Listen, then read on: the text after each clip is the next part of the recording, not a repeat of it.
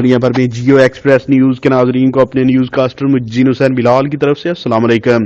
خبر شامل کرتے ہیں ضلع سرگودا کی تحصیل سیلان والی سے سٹون مارکیٹ 119 جنوبی سے، جہاں پر 3 مسلح ڈاکو ڈرائیور سے ٹریکٹر چھین کر فرار ہو گئے۔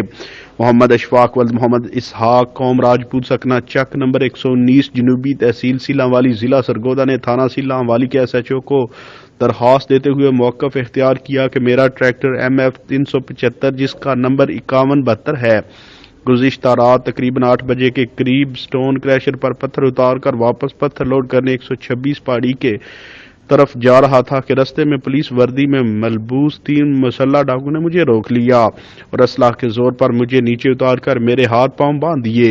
ایک ڈاکو میرا ٹریکٹر لے گیا جبکہ 2 مسلح ڈاکو میرے پاس 2 گھنٹے تک کھڑے رہے۔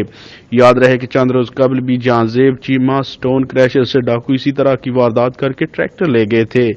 یہ امر قابل ذکر ہے کہ یہاں سے چھینے جانے والا موٹر سائیکل ہو یا ٹریکٹر دوبارہ واپس نہیں ملتا۔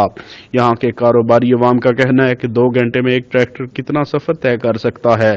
اگر قانون کے رکھوالے ڈھونڈنا چاہیں تو کوئی مشکل نہیں، یقیناً یہاں کوئی مقامی وڈیرا جگیردار کا گراج اس دھندے میں ملوث ہے۔ کیمرامین ٹیم کے ساتھ report Muhammad Sarfaraz Chadhar, district reporter Geo express news Sillanwali Sargodha.